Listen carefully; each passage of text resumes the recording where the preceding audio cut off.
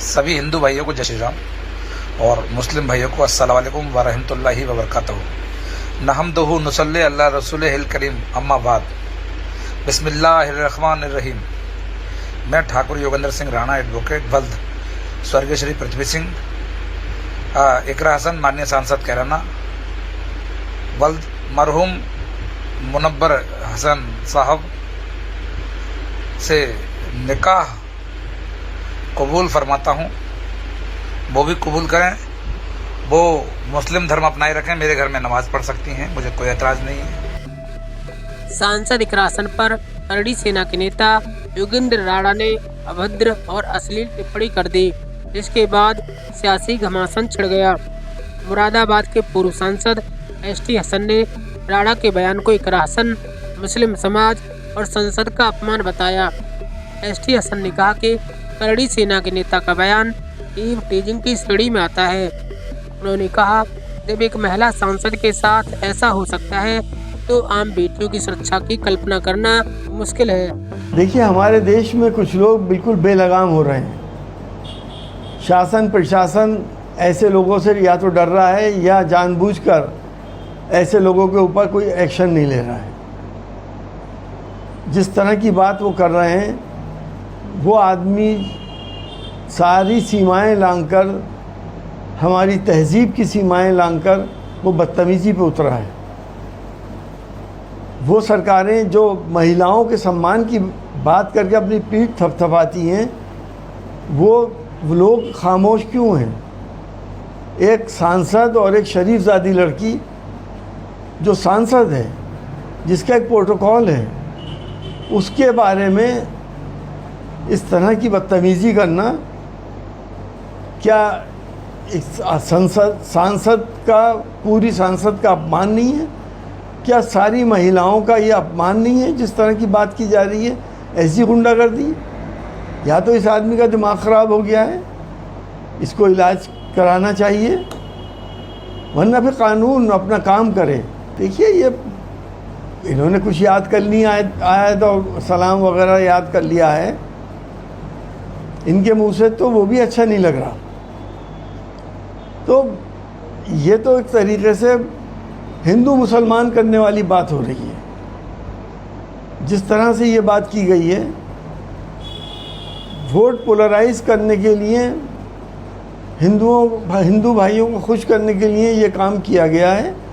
लेकिन वो ये आदमी शायद ये भूल गया है कि अब हिंदू भाई इस बात को अच्छी तरह से समझते हैं कि इन हथकंडों से कोई वोट पोलराइज नहीं होगा।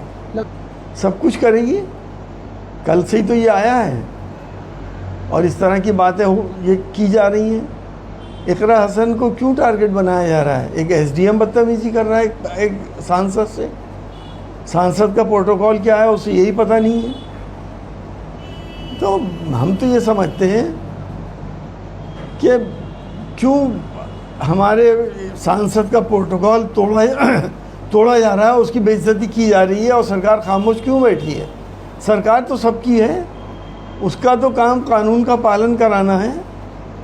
इस तरह से अगर देश में होने लगा तो कल को मैं किसी के लिए कह दूंगा, कल परसों को आप किसी के लिए कह देना।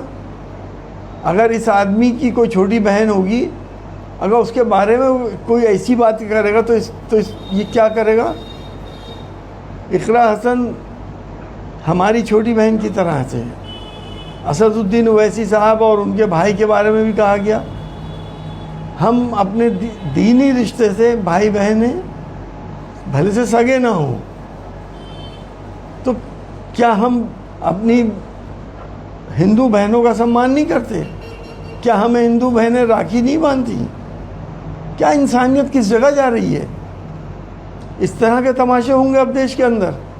देखिए, वैसे तो प्रशासन को कार्रवाई करनी चाहिए, और अगर प्रशासन इतना ज़्यादा बेहिस हो गया है तो मैं समझता हूँ सुप्रीम कोर्ट को इसका संज्ञान लेना चाहिए और पार्लियामेंट को भी इसका संज्ञान लेना चाहिए। करड़ी सेना के नेता ने ओवैसी पर भी अभद्र टिप्पणी की और बशर्ते मैंने अपनी शर्तें रखी हैं कि अकबरुद्दीन ओवैसी साहब और असदुद्दीन ओवैसी साहब मुझे जीजा कहकर बुलाएंगे और और मैं हिंदू ही रहूँगा, ऐसे ही टीका लगाऊंगा, क्योंकि हमें यहीं साथ रहना है, हिंदू मुस्लिम भाई भाई। तो मुझे ये निकाह कबूल है। इसको लेकर ओवैसी की पार्टी के नेता ने कहा कि इतिहास उठाकर देख लो, पता चल जाएगा रिश्ते में कौन किसका क्या लगता है। इस टाइप के लोग जो होते हैं वो हमेशा देश का और शहर का माहौल ख़राब करने के नहीं होते हैं। इन लोगों पर तो कार्रवाई होनी चाहिए।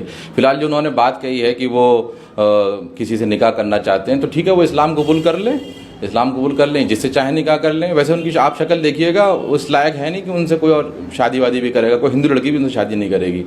और दूसरी बात कि इतिहास में अगर आप देखेंगे तो अकबर के पास जोधा गई है हमेशा, आप देख लीजिएगा। औरंगज़ेब जिनके ऊपर ये उछल कूद मचाते हैं कन्नी सेना वाले, तो इनकी माँ का नाम पता कर लीजिएगा कौन है।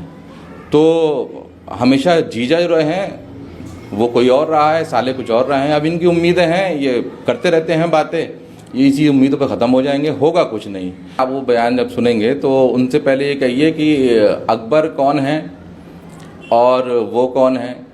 तो अगर देखा जाए सही तरीके से तो जीजा तो अकबर ही हैं। तो पहले ठाकुर साहब उनको मान तो लें भाई, राजपूत जो थे, जोधा जो थी वो कौन थी, वो राजपूत थी। तो पहले ये माने कि अकबर साहब जो हैं वो जीजा हैं, तो फिर उनके बारे में सोचा जाएगा। तो हाईलाइट होना चाह रहे थे, जब इसी वजह से उन्होंने वो असदुद्दीन ओवैसी साहब का या अकबर साहब का नाम लिया है। और मैं इस वजह से तो कह रहा हूँ कि अकबर के बाद जोधा आती है हमेशा, और इनको मालूम होगा ये बात। और अगर इनको मालूम नहीं तो पता कर लिएगा। और अगर कोई जोधा हो तो अकबर साहब से कांटेक्ट कर लें वो।